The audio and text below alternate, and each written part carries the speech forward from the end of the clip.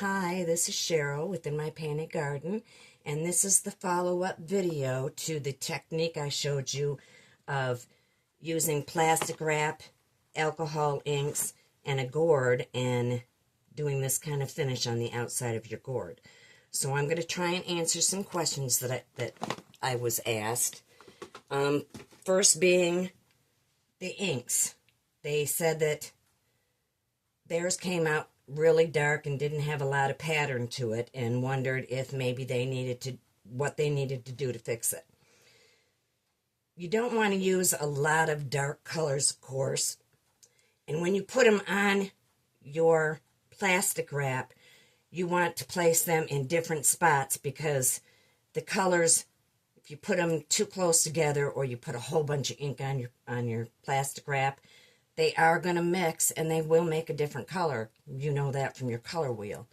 They will make a totally different color. You might like it, you might not. But what you need to do is, you can do this on any size gourd. You just have to make sure that you have enough plastic wrap. So you want the plastic wrap to be big enough. I'll show you this gourd. You want your this is a nice size gourd.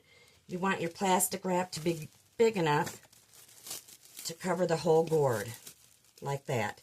So it's open on these size, and I know that you can get larger, wider sizes that they use like at cooking classes and stuff. So you can check it out maybe at Sam's or something like that. But otherwise, you can take your plastic wrap and place it so it kind of is sideways on here. And you're going to have to move it around to make sure it'll fit it. But see, this will close up good enough around it. And then when you put your ink on here, you want to put dabs of ink in all different spots. And then you take your wrap, and you want to go up around it like that. And as you're putting it on, you want to scrunch it up. You do not want to have it really tight on your gourd, because it will not leave the lines on it. You want to do it tight at first so that it starts leaving the lines, and then you want to loosen it up a little bit. So air will get to it, it'll dry, you'll see your ink moving around on it. And you let it dry. I have noticed that lots of times it'll pool down here because you've got this hole down here. Sometimes the gourds are flatter, but if it does pool down here, let it dry for, maybe 5 hours, 4 or 5 hours. Come out and check it, see how it's looking. Turn it upside down and kind of move it around a little bit, and the ink will disperse, and then let it dry like that the rest of the time.